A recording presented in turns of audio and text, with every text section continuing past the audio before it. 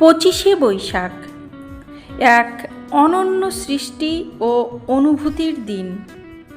রবীন্দ্রনাথ ঠাকুরের জন্মজয়ন্তী উপলক্ষে এক সপ্তাহ ধরে তার ছোট গল্প নিয়ে এই ছোট্ট শ্রদ্ধার্ঘ। আজ সেই যাত্রার প্রথম দিন, আর শুরুতেই থাকছে মন ছোঁয়া গল্প দেনা পাওনা। চলুন ডুবে যাই গল্পের গভীরে। 5 ছেলের পর যখন এক কন্যা জন্মিল, তখন বাপ মায়ে অনেক আদর করিয়া তাহার নাম রাখিল নিরুপমা। এ গোষ্ঠীতে এমন শৌখিন নাম ইতিপূর্বে কখনো শোনা যায় নাই। প্রায় ঠাকুর দেবতার নামই প্রচলিত ছিল। গণেশ, কার্তিক, পার্বতী তাহার উদাহরণ। এখন নিরুপমার বিবাহের প্রস্তাব চলিতেছে। তাহার পিতা রামসুন্দর মিত্র অনেক খোঁজ করেন, কিন্তু পাত্র কিছুতেই মনের মতন হয় না।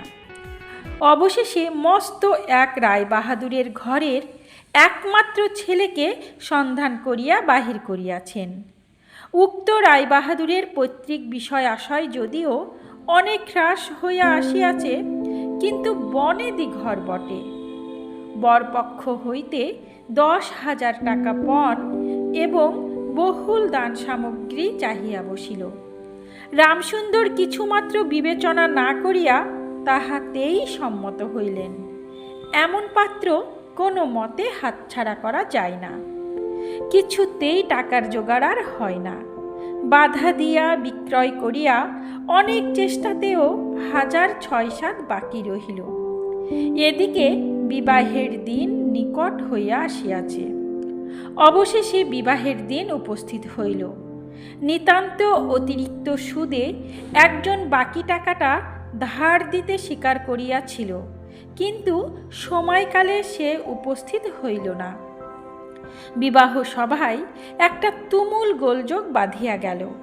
রামসুন্দর আমাদের রায়বাহাদুরের হাতে পায়ে ধরিয়া বলিলেন, শুভ কার্য সম্পূর্ণ হইয়া যাক, আমি নিশ্চয় টাকাটা শোধ করিয়া দিব।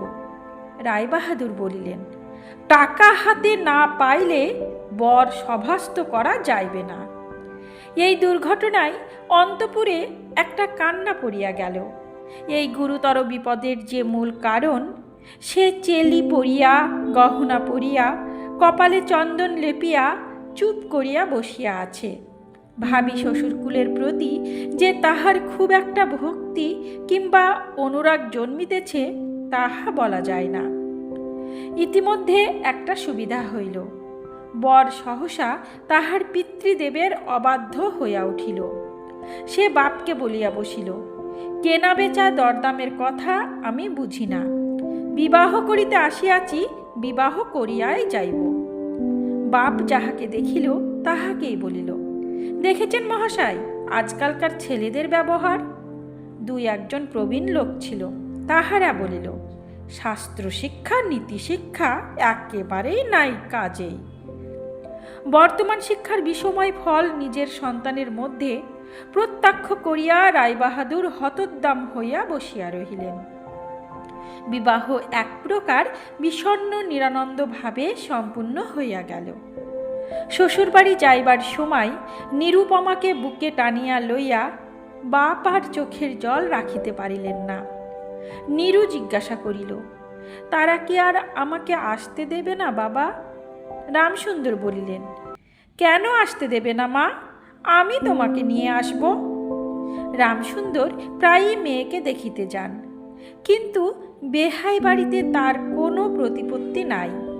চাকরগুলো পর্যন্ত তাহাকে নিচু নজরে দেখে।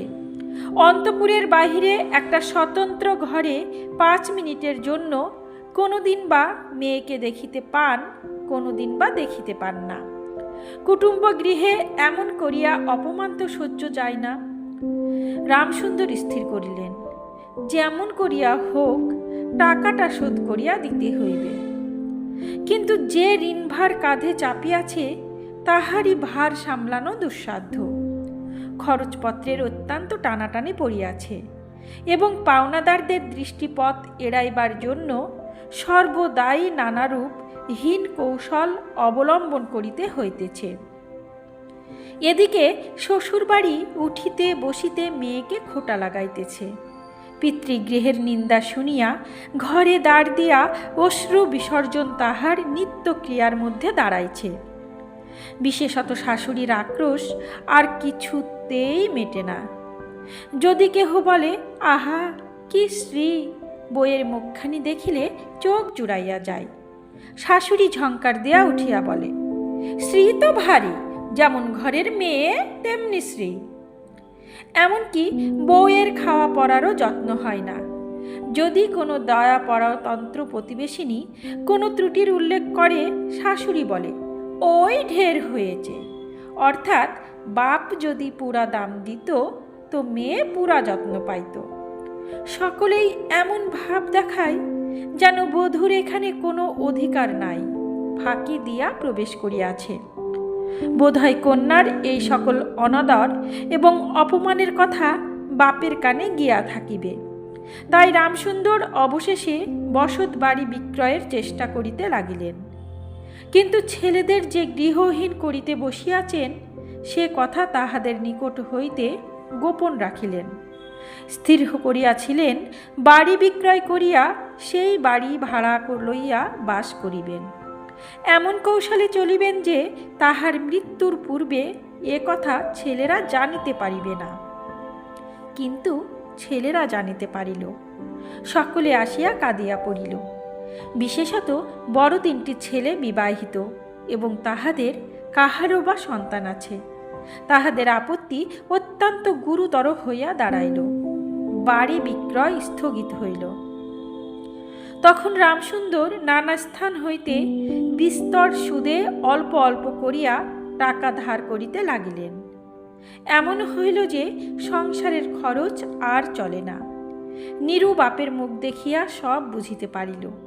বৃদ্ধের পক্ককেশে শুষ্ক মুখে এবং সদা সংকুচিত ভাবে দৈন্য এবং দুশ্চিন্তা প্রকাশ হইয়া পড়িল। মেয়ের কাছে যখন বাপ অপরাধী, তখন সে অপরাধের অনুতাপ কি আর গোপন রাখা যায়? রামসুন্দর যখন বেহাই বাড়ির অনুমতিক্রমে ক্ষণকালের জন্য কন্যার সাক্ষাৎ লাভ করিতেন, তখন বাপের বুক যে কেমন করিয়া ফাটে তাহা তাহার হাসি দেখিলেই টের পাওয়া যাইত। সেই ব্যথিত পিতৃহৃদয়কে সান্ত্বনা দিবার উদ্দেশ্যে দিন কতক বাপের বাড়ি যাইবার জন্য নীরু নিতান্ত অধীর হইয়া উঠিয়াছে। বাপের ম্লান মুখ দেখিয়া সে আর দূরে থাকিতে পারে না। একদিন রামসুন্দরকে কহিল, বাবা, আমাকে একবার বাড়ি লইয়া যাও। রামসুন্দর বলিলেন, আচ্ছা। কিন্তু তাহার কোনো জোর নাই। নিজের কন্যার উপরে পিতার যে স্বাভাবিক অধিকার আছে তাহা যেন পণের টাকার পরিবর্তে বন্ধক রাখিতে হইয়াছে। এমনকি কন্যার দর্শন সেও অতি সসংকোচে ভিক্ষা চাহিতে হয় এবং সময় বিশেষে নিরাশ হইলে দ্বিতীয় কথাটি কহিবার মুখ থাকে না। কিন্তু মেয়ে আপনি বাড়ি আসিতে চাহিলে বাপ তাকে না আনিয়া কেমন করিয়া থাকে। তাই বেহাইয়ের নিকট সে সম্বন্ধে দরখাস্ত পেশ করিবার পূর্বে রামসুন্দর কত হীনতা, কত অপমান, কত ক্ষতি স্বীকার করিয়া যে 3,000 টাকা সংগ্রহ করিয়াছিলেন সেই ইতিহাস গোপন থাকাই ভালো। নোট কখানি রুমালে জড়াইয়া চাদরে বাঁধিয়া রামসুন্দর বেহাইয়ের নিকট গিয়া বসিলেন। প্রথমে হাস্যমুখে পাড়ার খবর পাড়িলেন। হরে কৃষ্ণের বাড়িতে একটা মস্ত চুরি হইয়া গিয়াছে, তাহার আদ্যপান্ত বিবরণ বলিলেন। নবীন মাধব ও রাধা মাধব দুই ভাইয়ের তুলনা করিয়া বিদ্যা, বুদ্ধি ও স্বভাব সম্বন্ধে রাধা মাধবের সুখ্যাতি এবং নবীন মাধবের নিন্দা করিলেন। শহরে একটা নতুন ব্যামো আসিয়াছে, সে সম্বন্ধে অনেক আজগুবি আলোচনা করিলেন। অবশেষে হুকাটি নামাইয়া রাখিয়া কথায় কথায় বলিলেন, হা হা বেহাই, সেই টাকাটা বাকি আছে বটে। রোজই মনে করি যাচ্ছি, অমনি হাতে করে কিছু নিয়ে যাই, কিন্তু সময়কালে মনে থাকে না। আর ভাই, বুড়ো হয়ে পড়েছি। এমনি এক দীর্ঘ ভূমিকা করিয়া পঞ্জরের 3খানি অস্থির মতো সেই 3খানি নোট যেন অতি সহজে অতি অবহেলে বাহির করিলেন। সবেমাত্র ৩,০০০ টাকার নোট দেখিয়া রায়বাহাদুর অট্টহাস্য করিয়া উঠিলেন। বলিলেন, থাক বেহাই, ওতে আমার কাজ নেই। একটা প্রচলিত বাংলা প্রবাদের উল্লেখ করিয়া বলিলেন, সামান্য কারণে হাতে দুর্গন্ধ করিতে তিনি চান না। এই ঘটনার পরে মেয়েকে বাড়ি আনিবার প্রস্তাব কাহারও মুখে আসে না। কেবল রামসুন্দর ভাবিলেন, সে সকল কুটুম্বিতার সংকোচ আমাকে আর শোভা পায় না। মর্মাহতভাবে অনেকক্ষণ চুপ করিয়া থাকিয়া অবশেষে মৃদু স্বরে কথাটা পাড়িলেন। রায়বাহাদুর কোনো কারণ মাত্র উল্লেখ না করিয়া বলিলেন, সে এখন হচ্ছে না। এই বলিয়া কর্ম উপলক্ষে স্থানান্তরে চলিয়া গেলেন। রামসুন্দর মেয়ের কাছে মুখ না দেখাইয়া কম্পিত হস্তে কয়েকখানি নোট চাদরের প্রান্তে বাঁধিয়া বাড়ি ফিরিয়া গেলেন। মনে মনে প্রতিজ্ঞা করিলেন, যতদিন না সমস্ত টাকা শোধ করিয়া দিয়া অসংকোচে কন্যার উপরে দাবি করিতে পারিবেন, ততদিন আর বেহাই বাড়ি যাইবেন না। বহুদিন গেল, নিরুপমা লোকের ওপর লোক পাঠায়, কিন্তু বাপের দেখা পাওয়া যায় না। অবশেষে অভিমান করিয়া লোক পাঠানো বন্ধ করিল। তখন রামসুন্দরের মনে বড় আঘাত লাগিল, কিন্তু তবুও গেলেন না। আশ্বিন মাস আসিল। রামসুন্দর বলিলেন, এবার পূজার সময় মাকে ঘরে আনিবই, নহিলে আমি। খুব একটা শক্ত রকম শপথ করিলেন। পঞ্চমী কি ষষ্ঠীর দিনে আবার চাদরের প্রান্তে গুটি কতক নোট বাঁধিয়া রামসুন্দর যাত্রার উদ্যোগ করিলেন। 5 বৎসরের এক নাতি আসিয়া বলিল, দাদা, আমার জন্য গাড়ি কিনতে যাচ্ছিস? বহুদিন হইতে তাহার ঠেলা গাড়িতে চড়িয়া খাওয়া খাইবার শখ হইয়াছে, কিন্তু কিছুতেই তাহা মিটিবার উপায় হইতেছে না। 6 বৎসরের এক নাতনি আসিয়া সরদনে কহিল, পূজার নিমন্ত্রণে যাইবার মতো তাহার একখানিও ভালো কাপড় নাই। রামসুন্দর তাহা জানিতেন এবং সে সম্বন্ধে তামাক খাইতে খাইতে বৃদ্ধ অনেক চিন্তা করিয়াছেন। রায়বাহাদুরের বাড়ি যখন পূজার নিমন্ত্রণ হইবে, তখন তাহার বধূগণকে অতি যৎসামান্য অলঙ্কারে অনুগ্রহ পাত্র দরিদ্রের মতো যাইতে হইবে। এ কথা স্মরণ করিয়া তিনি অনেক দীর্ঘ নিঃশ্বাস ফেলিয়াছেন, কিন্তু তাহাতে তাহার ললাটের বার্ধক্য রেখা গভীরতর অঙ্কিত হওয়া ছাড়া আর কোনো ফল হয় নাই। দৈন্য পীড়িত গৃহের ক্রন্দন ধ্বনি কানে লইয়া বৃদ্ধ তাহার বেহাই বাড়িতে প্রবেশ করিলেন। আজ তাহার সে সংকোচ ভাব নাই। দ্বাররক্ষী এবং ভৃত্যদের মুখের প্রতি সে চকিত সলজ্জ দৃষ্টিপাত দূর হইয়া গিয়াছে, যেন আপনার গৃহে প্রবেশ করিলেন। শুনিলেন রায়বাহাদুর ঘরে নাই, কিছুক্ষণ অপেক্ষা করিতে হইবে। মনের উচ্ছ্বাস সংবরণ করিতে না পারিয়া রামসুন্দর কন্যার সহিত সাক্ষাৎ করিলেন। আনন্দে 2 চোখ দিয়া জল পড়িতে লাগিল। বাপও কাঁদে, মেয়েও কাঁদে, দুইজনে কেহ আর কথা কহিতে পারে না। এমন করিয়া কিছুক্ষণ গেল। তারপরে রামসুন্দর কহিলেন, এবার তোকে নিয়ে যাচ্ছি মা, আর কোনো গোল নাই।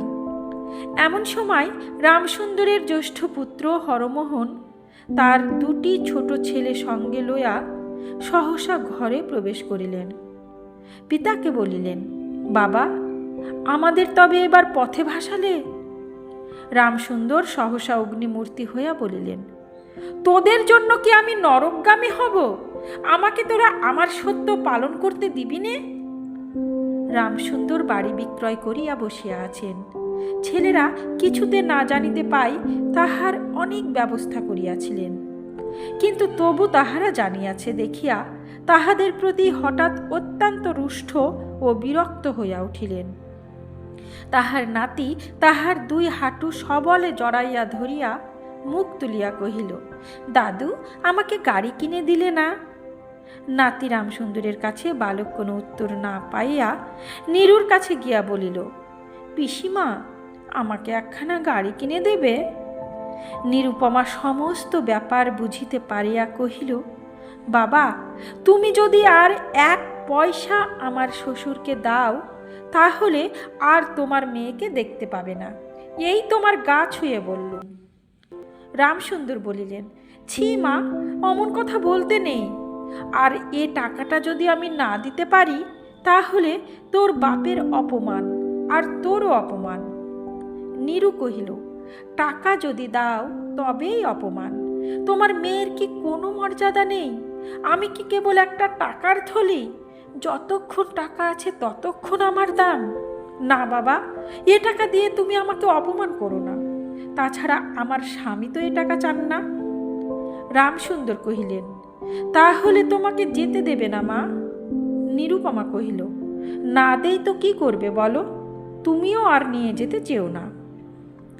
রামসুন্দর কম্পিত হস্তে নোট বাঁধা চাদরটি কাঁধে তুলিয়া আবার চোরের মতো সকলের দৃষ্টি এড়াইয়া বাড়ি ফিরিয়া গেলেন। কিন্তু রামসুন্দর এই যে টাকা আনিয়াছিলেন এবং কন্যার নিষেধে সে টাকা না দিয়াই চলিয়া গিয়াছেন, সে কথা গোপন রহিল না। কোনো স্বভাব কৌতূহলী দ্বার লগ্ন কর্ণদাসী নীরুর শাশুড়িকে এই খবর দিল। শুনিয়া তাহার আর আক্রোশের সীমা রহিল না। নিরুপমার পক্ষে তাহার শ্বশুরবাড়ি সরসজ্জা হইয়া উঠিল। এদিকে তাহার স্বামী বিবাহের অল্পদিন পরেই ডেপুটি ম্যাজিস্ট্রেট হইয়া দেশান্তরে চলিয়া গিয়াছে এবং পাছে সংসর্গদোষে হীনতা শিক্ষা হয়, এই উজরে সম্প্রতি বাপের বাড়ির আত্মীয়দের সহিত নীরুর সাক্ষাৎকার সম্পূর্ণ নিষিদ্ধ হইয়াছে। এই সময়ে নীরুর একটা গুরুতর পীড়া হইল, কিন্তু সেজন্য তাহার শাশুড়িকে সম্পূর্ণ দোষ দেওয়া যায় না। শরীরের প্রতি সে অত্যন্ত অবহেলা করিত। কার্তিক মাসের হিমের সময় সমস্ত রাত মাথার দরজা খোলা, শীতের সময় গায়ে কাপড় নাই, আহারের নিয়ম নাই। দাসীরা যখন মাঝে মাঝে খাবার আনিতে ভুলিয়া যাইত, তখন সে তাহাদের একবার মুখ খুলিয়া স্মরণ করাইয়া দেওয়া তাহাও সে করিত না। সে যে পরের ঘরের দাসদাসী এবং কর্তা গৃহিণীদের অনুগ্রহের ওপর নির্ভর করিয়া বাস করিতেছে, এই সংস্কার তাহার মনে বদ্ধমূল হইতেছিল। কিন্তু এরূপ ভাবটাও শাশুড়ির সহ্য হইত না। যদি আহারের প্রতি বধূর কোনো অবহেলা দেখিতেন, তবে শাশুড়ি বলিতেন, নবাবের বাড়ির মেয়ে কিনা, গরিবের ঘরের অন্ন ওর মুখে রোচে না। কখনো বা বলিতেন, দেখো না একবার ছিঁড়ি হচ্ছে, দেখো না, দিনে দিনে যেন পোড়া কাঠ হয়ে যাচ্ছে। রোগ যখন গুরুতর হইয়া উঠিল, তখন শাশুড়ি বলিলেন, ওর সমস্ত ন্যাকামি। অবশেষে একদিন নীরু সবিনয়ে শাশুড়িকে বলিলেন, বাবাকে আর আমার ভাইদের একবার দেখবো মা। শাশুড়ি বলিলেন, কেবল বাপের বাড়ি যাইবার ছল। কেহ বলিলে বিশ্বাস করিবে না। যেদিন সন্ধ্যার সময় নীরুর শ্বাস উপস্থিত হইল, সেই দিন প্রথম ডাক্তার দেখিল এবং সেই দিন ডাক্তারের দেখা শেষ হইল। বাড়ির বড় বউ মরিয়াছে। খুব ধুম করিয়া অন্ত্যেষ্টিক্রিয়া সম্পূর্ণ হইল।